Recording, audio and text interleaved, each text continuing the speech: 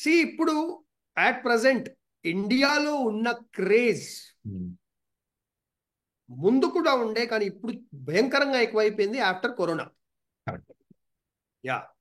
So that is every person engineering చేయగానే నాకు America వెళ్ళాలి ఎంఎస్ చేయనికు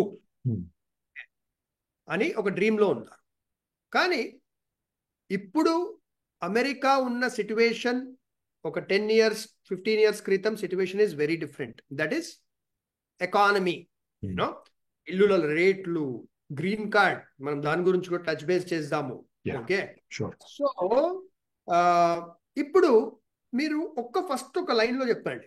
ఇఫ్ వికాస్, నేను 21-22 ఏజ్, ఓకే, నేను యుఎస్కి వద్దాము. మా ఇంట్లో ఫైనాన్షియల్ గా ఆల్రెడీ టైట్ ఉంది. Already tight. ఓకే.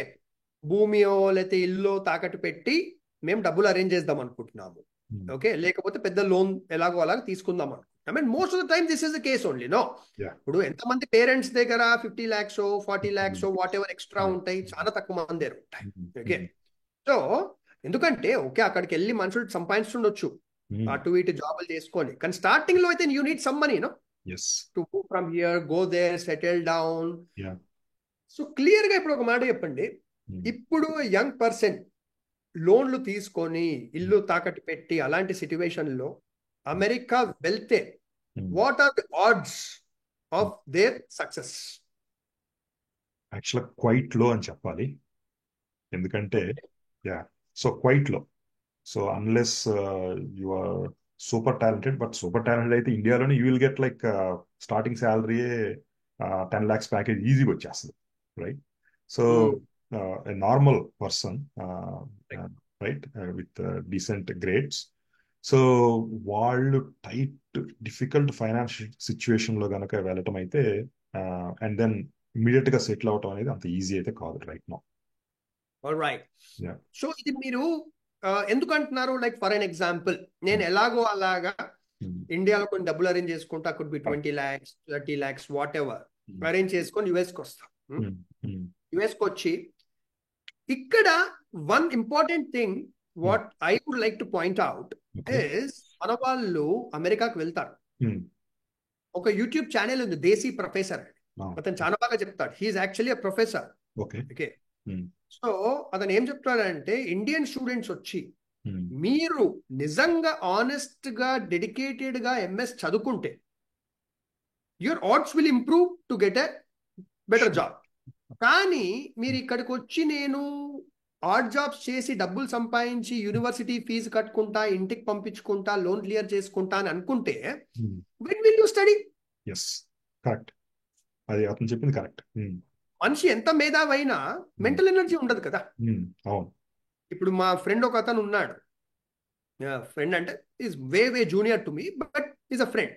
సో అతను అమెరికాలో ఎంఎస్ చేయడానికి వెళ్ళిండు, ఇలానే చాలా కష్టాలు పడి లోన్లు తీసుకొని. సో అతను మార్నింగ్ టు నైట్ దాకా he is working for I think some shipping company. Okay, courier అంటాం కదా ఇండియాలో. సో దాంట్లో it seems he has to stand and work morning to evening. నేను అడిగాను, అదేంటి బాస్ కూర్చొని చేరి ఉండదా అంటే, లేదు ఇక్కడ నిలబడాలి, because we have to keep moving from here to their. So he's standing for 8 to 10 hours. అవును. సో యూజువల్ గా ఈ హార్డ్ జాబ్స్ లో మనకి ఇండియాలో ఆ కల్చర్ ఉండడం, ఆ ఫిజికల్ స్టామినా మనకు ఉండదు. అక్కడ డైరెక్ట్ గా వెళ్ళినప్పుడు ఏంటంటే they demand lot of physical, ఈ హార్డ్ జాబ్స్ లో lot of physical stamina. So అంతసేపు నుంచొని చేయటము, అంతసేపు వర్క్ చేయటం కూడా it's not easy for hour kid, I mean youth కి. బేసిక్ వాళ్ళ ఫిజికల్ గా అంత ఫిట్ గా ఉండరు. ప్లస్ ఇండియాలో గారాబంగా పెరిగాం కదా. ఇండియాలో లో ఇన్కమ్ ఫ్యామిలీలో పుట్టినా, హై ఇన్కమ్ ఫ్యామిలీలో పుట్టినా మనం గారాబంగానే పెరుగుతాం యాక్చువల్లీ. సో అతను వెళ్ళి ఎంఎస్ చేయడానికి is working for 10 hours a day. When will he study? It's not possible at all. Possible, yeah. So part time లోనే నీకు నీ పర్సనల్ ఎక్స్పెన్సెస్, కాలేజ్ ఫీజులు, అట్ ద సేమ్ టైం ఇండియాలో లోన్లు, ఇవన్నీ అయితే ఇట్స్ నాట్ పాసిబుల్. ప్రాబబ్లీ ఏంటంటే loan already తీసుకొని మేబీ 2-3 hours అనేది వర్క్ చేయడం అనేది decent thing, right? But not like remaining time అంతా వచ్చేస్తాను, ఒక జస్ట్ క్లాస్ అటెండ్ అవుతాను అనేది మాత్రం it's not right. And main thing ఏంటంటే, సరే అట్లీస్ట్ 1 year ఇట్లా 2 years ఇట్లా ఎంఎస్ కంప్లీట్ చేశారు. కంప్లీట్ చేసినాక సిపిటి అనేది అవన్నీ ఓపీటీ అనేవి వస్తాయి.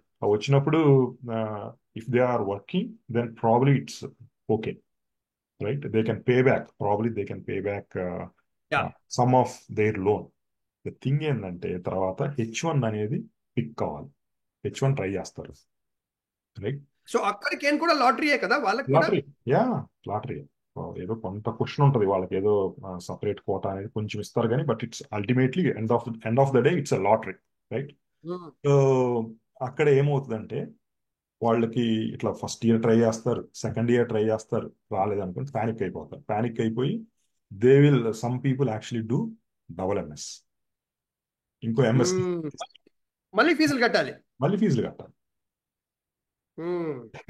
సో అట్లా ఉన్నారు యాక్చువల్గా. అండ్ కొంతమందికి ఇప్పుడు ఓపీటీ సిపిటి మీదే ఫుల్ టైం జాబ్లు ప్రోడక్ట్ కంపెనీలో వచ్చిన వాళ్ళు, నేను ఎస్ఐపి చేసిన వర్క్ చేసేటప్పుడు అక్కడ ఒక అతను ఉన్నాడు. సో అతను ఇండియాలో కూడా 4-5 years ఎక్స్పీరియన్స్ ఉన్నట్లుంది. అక్కడ ఎంఎస్కి వచ్చిన తర్వాత జాబ్ వచ్చింది, బట్ H1 లేదు. H1 2 years ట్రై చేశాడు అండ్ ఇతనికి అయిపోతుంది, రైట్?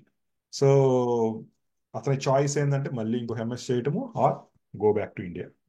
అండ్ అతను ఏం చేశాడంటే ఆ కంపెనీ ట్రాన్స్ఫర్ చేస్తామన్నారు. సో అతను మళ్ళీ బెంగళూరుకి వచ్చేసి వర్క్ చేస్తున్నాడు అనమాట. So there is always H1 లాటరీలో పిక్ అవటం అనే ఒక పెద్ద రోడ్ బ్లాక్ అనేది ఉంటుంది అనమాట. సో ఇప్పుడు బేసిక్ గా ఇంత కష్టపడి అమెరికా వెళ్ళి ఎంఎస్ చేస్తూ చేస్తూ జాబులు, 99% of our students who go to America, okay, it could be a boy or a girl, they have to do odd jobs.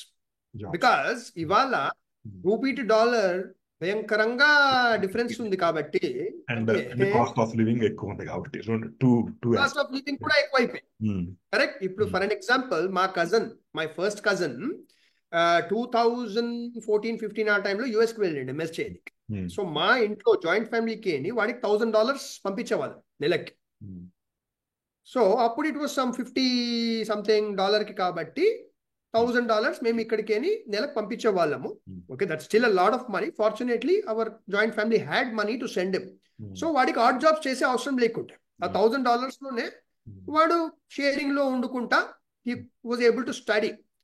కానీ ఇప్పుడు 1,000 పంపిస్తే సరిపోదు ఫస్ట్ అయితే. I think most probably you probably need to send 1,500 or 1,800 or 2,000 today.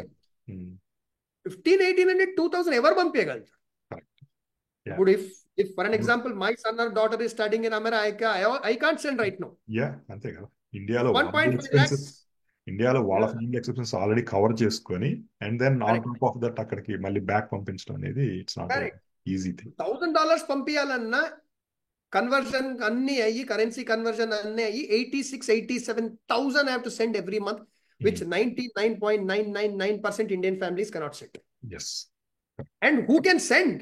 వాళ్ళకి actually అమెరికాలో జాబే అవసరం ఉండదు అలాంటి ఫ్యామిలీస్ కి. Correct? They are very well. Correct. So ఇప్పుడు ఇంత కష్టపడి అమెరికాకి వెళ్ళి అలా ఇలా చేసి యూనో H1B రాకపోతే has to come back to India, is it?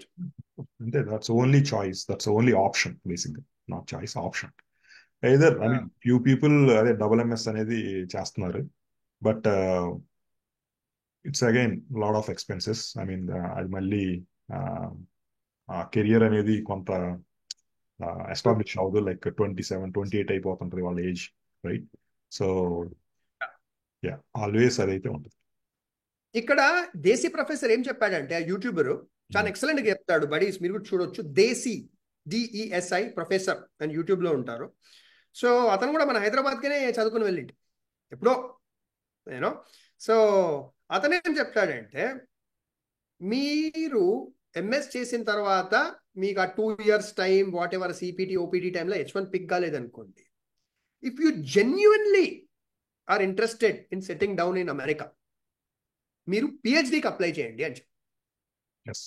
So నాకు తెలిసిన వాళ్ళు కూడా WMS అయిన తర్వాత పిహెచ్డి చేసిన వాళ్ళు కూడా ఉన్నారు. యా, సో ఎందుకంటే పిహెచ్డి చేసేటప్పుడు వాళ్ళే మీకు అవును, పేమెంట్ కొంత ఇస్తారు. మనీ ఇస్తారు. యా, కొంత మనీ ఇస్తారు. And then they have lot of time for this H1 కి లాటరీలో అదే 5 years ప్లస్ మీకు టైం. యా, టైం దొరుకుతుంది. సో ఆ టైంలో, ఆ 5 years టైంలో మీరు మళ్ళీ H1కి అప్లై చేసుకోవచ్చు. Every single year you can apply. Or మీరు నిజంగా ఆనెస్ట్ గా అమెరికాలో పిహెచ్డి చేస్తే మీ కెరియర్ తప్పకుండా చాలా బాగుంది. బికాస్ అమెరికాలో పిహెచ్డికి వాల్యూ చాలా హై ఉంటుంది కదా, ఇండియాలో పెద్దగా లేదు కానీ. సో ఇంకొక మెయిన్ పాయింట్ ఏంటంటే ఈ H1 రీసెంట్ గా ఇంకా కొన్ని రిస్ట్రిక్షన్స్ వచ్చినాయి. అంతకుముందు ఏంటంటే మన వాళ్ళు 4-5 ఎంప్లాయర్స్ దగ్గర H1 లాటరీలో అప్లికేషన్ వేసేవాళ్ళు. So there is a chance of actually getting one of the application అన్నట్లు. ఓన్లీ $10 అది కడితే నలుగురు, ఒక 5-6 ఎంప్లాయీస్, ఈవెన్ కొంతమంది అయితే 7-8 అప్లికేషన్స్ వేసిన వాళ్ళు కూడా ఉన్నారు. ఇప్పుడు ఏంటంటే per head only 1 application. Right, ఇది కొద్దిగా ఎక్స్ప్లెయిన్ చేద్దాం మన వాళ్ళకు. ఏంటంటే ఇప్పుడు H1B lottery system. Okay, lottery system అంటే ఏంటి? ఓన్లీ ఇండియా కాదు, వరల్డ్ వైడ్ కి అప్లై చేస్తారు కదా H1కి. సో వరల్డ్ వైడ్ కి H1B అసలు మీనింగ్ ఏంటి? Highly skilled man power. Okay, అంటే యాక్చువల్గా ఏంటంటే అమెరికన్ గవర్నమెంట్ ఏం చెప్తుంది, అమెరికాలో ఆ స్కిల్ ఉన్న వాళ్ళు లేనప్పుడు, యాక్చువల్ అమెరికన్ సిటిజన్స్ లేకపోతే గ్రీన్ కార్డు వాళ్ళు లేనప్పుడు మీరు బయటికేం తెచ్చుకోండి అని కంపెనీస్కి పర్మిషన్ ఇస్తుంది. That is highly skilled. So అంటే special skills. You could be as pilot, doctor, surgeon, software professional. So ఇలా. సో ఇప్పుడు మీరు ఆ లాటరీ సిస్టంలో అప్లై చేసినప్పుడు రామా ఏం చెప్తున్నానంటే, ఇప్పుడు నేను ఫర్ అన్ ఎగ్జాంపుల్, ఇప్పుడు రామాది కంపెనీ ఉంది అమెరికాలో, వికాస్ సూపర్ టాలెంటెడ్, వికాస్ని పిలుస్తాం అమెరికాకి, వికాస్ లాంటి అమెరికాలో దొరకలేడు అనేసి నాకు H1B అది స్పాన్సర్ అంటారా, ఏమంటారు దాన్ని? యా, H1B స్పాన్సర్ కి అప్లికేషన్ పెడతాడు రామా. కానీ ఒకటే కంపెనీకి వచ్చింది కదా. సో నా ఆర్డ్స్ ఆర్ ఓన్లీ 1:1 అనమాట. ఇది పిక్ అవుతే అవుతుంది, అయితే లేదు. కానీ వీళ్ళు యూజ్ చేసి చాలా మంది ఏం చేస్తారంటే రామా కంపెనీకి అని స్పాన్సర్ చేయించుకుంటారు, ఇంకొక XYZ కంపెనీస్ కి 5-6 అప్లికేషన్లు ఇప్పిస్తాం. So odds increase by 5 times more. Correct. So అందువల్ల కొంత ఆప్షన్, ఐ మీన్ కొంత ఛాన్సెస్ అనేవి ఎక్కువ ఉండేవి. బట్ ఇప్పుడు అది కూడా లేదు. సో 1 ఛాన్స్ ఎవ్రీ ఇయర్ అనుకోవాలి ఇంకా, అంతే. Right. So odds getting picked in H1B, the odds are getting lesser and lesser and lesser. Correct. Yeah. ఇప్పుడు next question is very very important Rama. Okay, ఇప్పుడు ఇక్కడ స్టూడెంట్స్ గురించి మాట్లాడాడు. ఓకే, అఫ్ కోర్స్ దీని ఇంకా 2-3 గంటలు మాట్లాడవచ్చు. మనం ఎన్నో పాడ్కాస్ట్లు తయారు చేస్తాం కాబట్టి నెక్స్ట్ ఎపిసోడ్స్లలో మాట్లాడుకుందాం. సో ఇక్కడ for existing employees in India 2 types అనుకోండి. యంగ్ పర్సన్, ఓకే, ఎవరైతే ఇంజనీరింగ్ చేశాడు, super, he understands information technology like back of his hand. Okay, so ఇండియాలోనే డైరెక్ట్ 10-15 lakhs కూడా ఇస్తున్నారు మన కంపెనీస్ లో. అవుట్ ఆఫ్ ఇంజనీరింగ్ అంటే ఇది excellent talented, 10-15 lakhs per annum package. So ఆ పర్సన్ కి అంత ప్యాకేజ్ వచ్చిన తర్వాత, ఫర్ ఎన్ ఎగ్జాంపుల్, హైదరాబాద్ లో ఉంటున్నాడు, ఫ్యామిలీ ఇల్లు ఉంది, రెంట్ కట్టే అవసరం కూడా లేదు. షుడ్ దట్ పర్సన్ ఒక 2 years ఆ కంపెనీలో పనిచేసి అతను కూడా నేను అమెరికా పోవాలి అని ఆశ పెట్టుకోవాలా, లేకపోతే ఇండియాలో నేను గ్రో అవుతా అని అనుకోవాలా? What you think current situation? So the current situation అనే దానికంటే, ఐ మీన్ సిచ్యువేషన్స్ అనేవి నెక్స్ట్ 1 or 2 years లో చేంజ్ అవుతాయి. రైట్. సో అమెరికాకి వెళ్ళి వర్క్ చేయటం అనేది, ఈవెన్ యూరోపియన్ కంట్రీస్ అయినా, it's definitely they get lot of experience ఉంటాయి కాబట్టి they can always aim. So ఇండియాలో అంత ఎక్స్పీరియన్స్ ఉన్నాక, ఐ మీన్ అంత ప్యాకేజ్ ఉన్నా కానీ అంటే they will definitely get that kind of equivalent package. Right, వస్తుంది. సో యూజువల్గా అంత టాలెంట్ ఉంటే యూజువల్గా ద సిమిలర్ 150K 200K అనేది ఈజీ యూఎస్ వచ్చినాక. కానీ ఇక్కడ ఏంటంటే ఇష్యూ, ఇప్పుడు బ్యాచులర్ 1 scenario ఏంటంటే ఆ person, same person bachelor, okay, and then అతను వద్దాం అనుకుంటున్నాడు. కంపెనీ ద్వారా అయితే there is no, I mean, మనకి ఇంకా ఆలోచించే అవసరం ఏమి ఉండదు. Do it, I will go, right. But ఆ సేమ్ జాబ్ కంపెనీ, వచ్చి సేమ్ ఇండియాలో కంపెనీ పనిచేస్తున్న కావాలి. కంపెనీనే అమెరికాకి కష్టమే. పంపించారు. యా, అలా కాకుండా లేదు, నేను విడిగా బయట ట్రై చేసుకుంటాను అన్నప్పుడు మాత్రం వాళ్ళు థింక్ చేయాల్సి వస్తుంది. ఎందుకంటే కరెంట్ ఉన్న సిచ్యువేషన్ అయితే మాత్రం ఇట్స్ నాట్ ఈజీ. ఇప్పుడు వాళ్ళు let's A H1 employer sponsor అనేవాళ్ళు ఒకళ్ళు ఫైండ్ అవుట్ చేశారు, అండ్ వచ్చింది, జాబ్ వచ్చింది, రైట్. అండ్ దెన్ వాళ్ళు యుఎస్ వెళ్ళినాక, ఇప్పుడు ఇక్కడ జాబ్ని రిజైన్ చేసి యుఎస్ వెళ్తారు. యుఎస్ వెళ్ళినాక అక్కడ they have to start looking for consulting jobs కదా. Correct. సో ఈ కన్సల్టింగ్ జాబ్స్ స్టార్ట్ చేసినప్పుడు probably they may not get the same similar pay rate రాకపోవచ్చు. ఎందుకంటే ఫుల్ టైంలో మనకు అంత హై ప్యాకేజెస్ ఉంటాయి, కానీ కన్సల్టింగ్లో యూజువల్గా సిమిలర్ రేంజ్లో ఉంటాయి అన్నమాట. Correct. And then it's not easy to actually get, current ఇప్పుడున్న సిచ్యువేషన్లో అయితే it's not easy to get a job. అసలు కాల్స్ అనేవి చాలా మంది లేవంటున్నారు. ఆల్రెడీ ఎంఎస్ చేసి యూఎస్లో ఉన్న వాళ్ళే, లాట్ ఆఫ్ కాంటాక్ట్స్ ఉన్న వాళ్ళు, ఈవెన్ 2-3 months లో ఒక్క కాల్ కూడా లేదు అన్న వాళ్ళు చాలా మంది ఉన్నారు. So wow. So current situation they can pause for 1 or 2 years and they can again aim after few years. True. So మీరు ఏమంటున్నారంటే ఫైనాన్షియల్ గోల్ పెట్టుకొని అట్ ప్రజెంట్ రావడము probably is not the most suggestable thing, కానీ as an experience you will definitely learn more, you know. ఇంకా ఎవరు ఇంకా even more కేర్ఫుల్గా ఉండాలంటే, ఆల్రెడీ ఇండియాలో ఫ్యామిలీ ఉండి 33-34 ఉంటారు. వాళ్ళు ఆల్రెడీ మిడ్ కెరియర్ లో ఉంటారు, లైక్ ఒక సీనియర్ పొజిషన్ లో ఉంటారు, సీనియర్ డెవలపర్, ఒక ఎంట్రీ లెవెల్ మేనేజర్ పొజిషన్ లో ఉంటారు, రైట్. వాళ్ళు ట్రై చేద్దాం అనుకుంటారు. వాళ్ళు ఏమవుతుంది, ఇప్పుడు వాళ్ళు H1 ట్రై చేస్తారు, చేసినప్పుడు అసలు లెట్స్ సే వచ్చేసారు. వచ్చినాకేముంది అక్కడ, ఇక్కడ వీళ్ళు జాబ్ ఫైండ్ అవుట్ చేసి అంత టైం ఇక్కడ ఇండియాలో ఫ్యామిలీని సపోర్ట్ చేయాలి, రైట్. అండ్ దెన్ అక్కడ వాళ్ళు సపోర్ట్ చేసుకోవాలి. అండ్ దెన్ అక్కడ జాబ్ ఫైండ్ అవుట్ చేయడం చాలా ఈజీ కాదు. నాకు తెలిసిన 1 or 2 పీపుల్, నాకు ఇన్ఫర్మేషన్ తెలిసిన వాళ్ళు అయితే 1 year అయినా కానీ జాబ్ ఇండియాలో 20-25 lakhs ప్యాకేజ్ ఉన్నవాళ్ళు, 30 lakhs, ఈవెన్ 30 lakhs ఉన్నవాళ్ళు కూడా అక్కడికి వెళ్ళిన తర్వాత 1 year కూడా వెళ్ళేది కూడా సెటిల్ అవ్వలేదు అని విన్నాను. మెయిన్ ఏంటంటే మెంటల్ స్ట్రెస్ భయంకరంగా పెరిగిపోతుంది. పెరిగిపోయింది. ఇండియాలో ఫ్యామిలీ చూసుకొని వీళ్ళు ఇక్కడ చూసుకోవడం, mental stress just much. And then ఆ వన్ ఇయర్ అంటే ఆల్మోస్ట్ వాళ్ళకి ఫ్యామిలీ 1 year దూరంగా ఉండడం, ఇవన్నీ కూడా చాలా lot of things will add up, right. And ఆ 1 year వాళ్ళు ఎక్స్పెన్సెస్ సొంతంగా పెట్టుకోవాలి. అంతే కదా. అంటే మళ్ళీ ఒక $30,000 $50,000 అయిపోతాయి. అవును. Yeah. Wow. That is definitely very high risk. Very high risk. ఎందుకంటే ఇప్పుడు పర్చేసింగ్ పవర్ ప్యారిటీ చూస్తే కూడా ఇండియాలో someone who's earning 20-25 lakhs, it is 100K in America కదా. అంటే ఇంత మంచిగా బ్రతకగలుగుతాడు మనిషి with that amount of money. So basic గా స్టూడెంట్స్ కి రిస్క్ తక్కువ, కాకపోతే ఆల్రెడీ ఇక్కడ 30+ ఉన్న వాళ్ళకి పెద్ద రిస్క్ అంట. రిస్క్ ఈ టైంలో. ఇప్పుడు 2021, 22లో చాలా, మన 22 కూడా కాదు, 21లో మార్కెట్ చాలా బాగుంది యూఎస్ లో. ఆ టైంలో ఇట్స్ వెరీ హై ఛాన్స్ యాక్చువల్గా జాబ్ రావడం అనేది dead easy. But right now చాలా కష్టం. All right. సో ఇప్పుడు రామ, మీకు దీని గురించి ఏమైనా నాలెడ్జ్ ఉందా? మన H1B వాళ్ళ స్పౌస్ ఇప్పుడు పని చేయొచ్చు అమెరికాలో అంటున్నారు కదా. I heard about it. Okay. నాకు అంత ఐడియా లేదు. బట్ అదే యూజువల్గా మనకు తెలిసిందైతే H1B అన్లెస్ వాళ్ళకి ప్రైమరీ అప్లికెంట్ కి green card application already processing లో ఉండి I-140 ఉంటే అప్పుడు దే కెన్ గెట్ EAD అంటారు, H4 EAD అంటారు. So but I don't think straight away they can work. Okay.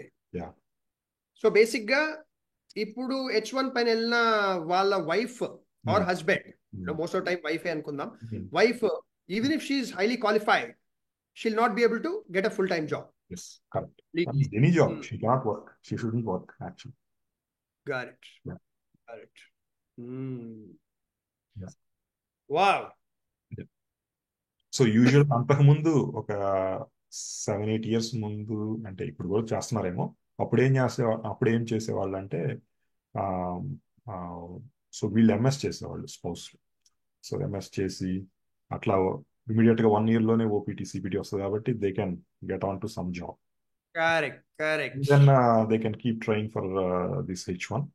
But at the same time primary applicant కి I-140 green card I-140 ఉంటే ఈఏడికి apply చేయొచ్చు కాబట్టి so there are chances. Green card. So ఇప్పుడు మీరు ఇన్నేళ్ళు ఉన్నారు కదా అమెరికాలో, due to apply for green card? Yeah yeah. So 2010 లోనే ప్రాసెసింగ్ స్టార్ట్ అయింది. సో దానికి ఒక ప్రయారిటీ డేట్ అనేది ఉంటుంది కదా. సో 2011 అనేది అప్పుడు అప్రూవ్ అయింది. బట్ ఫ్యామిలీ రీజన్స్ వల్ల నేను ఇండియా వచ్చాను 2019లో. అండ్ 2022లో కరెంట్ అయింది. కరెంట్ అంటే 2011 అప్లై చేసిన వాళ్ళకి గ్రీన్ కార్డులు అప్పుడు స్పాన్సర్ చేస్తున్నాను. Okay okay, all right. So మీరు అప్పుడు ఇండియా రిటర్న్ రాకుండా ఉండుంటే యూ వుడ్ హావ్ యా వచ్చింది. సో ఇప్పుడు ఇంకొక పెద్ద ప్రాబ్లం ఉందంట కదా, ఏంటంటే గ్రీన్ కార్డ్స్ అనేటి ఇండియన్ పీపుల్, ఇండియన్ అప్లికెంట్. ఇప్పుడు ఏంటంటే బడీస్, ఇప్పుడు green card is the next level. First మీరు ఒక వర్క్ పర్మిట్ పైన వెళ్తారు, దట్ ఈస్ H1B. మీరు కొన్ని ఇయర్స్ పనిచేసిన తర్వాత మీరు గ్రీన్ కార్డ్కి అప్లై చేసుకోవచ్చు. గ్రీన్ కార్డ్ అంటే ఏంది? Permanent resident. అంటే అప్పుడు వాళ్ళ గవర్నమెంట్ ఏం చూస్తారంటే, అరే వీడు మా కంట్రీకి మంచి యాసెట్, మంచి ట్యాక్సులు కడుతున్నాడు, ఓకే, మంచి కంపెనీలకు పనిచేస్తున్నాడు, సో వీన్ని రిటర్న్ పంపించడం ఎందుకు, ఓకే, వీన్ని అమెరికాలోనే పెట్టుకుంటే యూనో యాసెట్. అది కూడా మనమే అప్లై చేయాలి, వాళ్ళేమి మనకి ఇవ్వరు బై డిఫాల్ట్. సో యా, మనం అప్లై చేసుకుని దానికి స్టెప్స్ ఉంటాయి. సో ఆ స్టెప్స్ ప్రకారం మనం అప్లై చేసిన డేట్ టైం వచ్చినప్పుడు వాళ్ళు ఇస్తారనమాట. బట్ రైట్ నౌ ఇప్పుడు 2013లో అప్లై చేసిన వాళ్ళకి ఇంకా నడుస్తూ ఉంది కాబట్టి ఇప్పుడు వెళ్ళిన అనేది గ్రీన్ కార్డ్, మనకి చాలా చోట్ల ఇన్ఫర్మేషన్ ఇదే చెప్తుంటారు, it's impossible in life time to get the green card. Correct. So ఇప్పుడు సిచ్యువేషన్ ఎలా ఉందంటే, డిఫరెంట్ కంట్రీస్కేని అక్కడ H1B పైన పనిచేసే వాళ్ళు గ్రీన్ కార్డ్కి అప్లై చేయొచ్చు. ఓకే, సో ఇండియాకేని అప్లికేషన్స్ చాలా విపరీతంగా హైగా వెళ్ళిపోయినాయి, the number of people who have applied. So ఇప్పుడు వాళ్ళ కంట్రీ రూల్స్ ఏమంటాయంటే, ఒకటే కంట్రీ ఇప్పుడు ఇండియాకేనే ఒక 10 కోట్ల మందికి గ్రీన్ కార్డ్ ఇచ్చేస్తే అప్పుడు అది అమెరికా కాదు కదా, that becomes second India. So వాళ్ళ రూల్స్ ప్రకారం ఒక్కొక్క కంట్రీకి ఒక క్యాప్ ఉంటుంది. సో ఈ కంట్రీకి మేము ఇన్ని లక్షల మందికి, ఇన్ని కోట్ల మందికి గ్రీన్ కార్డ్ ఇస్తాం in so and so span in this 10 years or you know. So అది ఫుల్ అయిపోయిందంట. సో రామా చెప్పినట్టు 2013లో అప్లై చేసిన వాళ్ళకు కూడా ఎంత, కొంతమందికి 30 years 50 years వెయిటింగ్ పీరియడ్ ఉందంట కదా. Is that correct? అంటే అది ఒక ఎస్టిమేషన్ బేసిక్. సో అంటే ఏంటంటే మనం ఎవ్రీ ఇయర్ 7,000 వస్తాయి మన ఇండియా కోటా, ఇండియాకి అన్నట్లు అలా చూసుకున్నప్పుడు ఏంటంటే వాళ్ళు 30-40 years అని అట్లా ఎస్టిమేషన్తో వస్తారు. అంటే రైట్ నౌ ఇప్పుడు వెళ్ళి అప్లై, అంటే రైట్ నౌ యుఎస్ లో ఉన్న వాళ్ళు అప్లై చేస్తే కనుక వాళ్ళ పాసిబిలిటీ అన్నమాట, వాళ్ళ probability of getting green possibility is very low అంటారు. వెరీ లో అంటే అదే 30-40 years అనుకోవటం. సో బట్ మెయిన్ సో ఈ ఓవరాల్ పీరియడ్, ఈ టైం లో ఉన్నప్పుడల్లా మనం ఇండియా వెళ్ళినప్పుడల్లా ప్రతిసారి మనం వీసా స్టాంపింగ్ కోసం వెళ్ళాలి. దట్స్ రియల్లీ కొంచెం హెడ్ఏక్, కొంచెం యాంగ్జైటీ ఇవన్నీ ఉంటాయి. సో కొంత అన్సర్టనిటీ అనేది ఎప్పుడూ ఉంటా ఉంటది ఈ H1 మీద ఉన్నప్పుడు. సో నేను 2008 నుంచి నేను వచ్చిన ప్రతిసారి ఆల్మోస్ట్ నేను వెళ్ళాల్సి వచ్చింది. లైక్ 7-8 times ఇండియా వచ్చాను, 5-6 times స్టాంపింగ్ వెళ్ళాల్సి వచ్చింది అనమాట. ఓకే, H1B రెన్యువల్ అది వర్క్ పర్మిట్. H1 అనేది వర్క్ పర్మిట్ అనేది యుఎస్ లో ఉన్నప్పుడు రెన్యువల్ అవుతా ఉంటది. So out of country travel చేయాలంటే మన పాస్పోర్ట్ లో యాక్చువల్ H1B స్టాంప్ అనేది ఉండాలి, రైట్? వ్యాలిడ్ స్టాంప్ అనేది ఉండాలి. సో దానికి మనము అవుట్ ఆఫ్ కంట్రీ వెళ్ళినప్పుడు, లైక్లీ మన ఇండియా వెళ్ళినప్పుడు స్టాంప్ రీఫ్రెష్ చేయించుకొని వస్తాం. సో H1 వ్యాలిడిటీ ఉన్నంత వరకు మనకి స్టాంప్ ఇస్తాడు. మనకి లైక్ 10 years అట్లా ఇవ్వడు కదా, H1 ఎంత వ్యాలిడిటీ ఉందో అంతే ఇస్తాడు. అండ్ దెన్ మనం వెళ్ళిపోతాం. H1 మ్యాక్స్ వచ్చేది మనకి 3 years. సో ఓకే మనం ఎవ్రీ 2 years ఒకసారి ఇండియా వస్తాం most likely, right? So half ఇయర్కి అట్లా, రైట్? అలా వచ్చినప్పుడల్లా మళ్ళీ నెక్స్ట్ టైం వచ్చేదానికి ఆల్మోస్ట్ మన H1 I mean sorry the stamp అనేది ఎక్స్పైర్ అయ్యి ఉంటుంది. సో మనం రెన్యూవల్ అనేది అప్లై చేసుకోవాలి. All right okay. So green card ఉంటే అవన్నీ ప్రాబ్లమ్స్ ఉండవు. అవన్నీ ఉండవు. యా. సో వచ్చేంత వరకు ఇది ఒక యాంగ్జైటీ, అన్సర్టనిటీ అనేది ఉంటుంది. సో ఐ మీన్ ఈవెన్ మనం జాబ్ అక్కడ రియల్ గా చేస్తా ఉన్నా కానీ కొంత రిజెక్షన్ అయ్యే ఛాన్స్ అనేది ఆల్వేస్ ఉంటుంది అనమాట. మనం ఫుల్ టైం చేస్తే 95% సక్సెస్ ఉంటుంది. Only 50% unless some real issues ఉంటాయి తప్పితే. మా కన్సల్టింగ్ చేసే పని అయితే ఐ వుడ్ సే 80%, 70-80% మనకి సక్సెస్ ఉంటుంది అని చెప్తాను ప్రతిసారి. సో బట్ ఈస్ బేసిక్ గా గ్రీన్ కార్డ్ అంటే పర్మనెంట్ రెసిడెంట్. సో మీకు దాని తర్వాత మీరు అమెరికాలో జీవితాంతం ఉండొచ్చు, మీరు జాబ్ చేయొచ్చు. ఎవరు no one can stop you from entering America, correct Rama? Sorry మళ్ళీ చెప్పండి. గ్రీన్ కార్డ్ ఉంటే పర్సన్ జీవితాంతం అమెరికాలో ఉండొచ్చు, జాబ్ చేయొచ్చు, అండ్ ఎన్నిసార్లు కంట్రీకి బయటికి వెళ్ళేసి మళ్ళీ వెళ్ళొచ్చు. కరెక్ట్. బట్ దానికి కూడా కొన్ని రూల్స్ ఉన్నాయి. లైక్ మోర్ దెన్ 6 months కంటే ఎక్కువ ఉండకూడదు out side country. So America వదిలేసి అమెరికా బయట మోర్ దెన్ 6 months ఉండొద్దు గ్రీన్ కార్డ్ హోల్డర్. మనం రెసిడెంట్ స్టేటస్ మెయింటైన్ చేయాలి అమెరికాలో. అదొకటి. Otherwise you can enter and exit any number of times without any valid stamp in our passport. మనకి separate card ఉంటుంది. So మీ passport ఇండియానే ఉంటుంది, కాకపోతే మీకు గ్రీన్ కార్డ్ అనేది ఒక కార్డ్ ఇస్తారు, క్రెడిట్ కార్డ్ షేప్.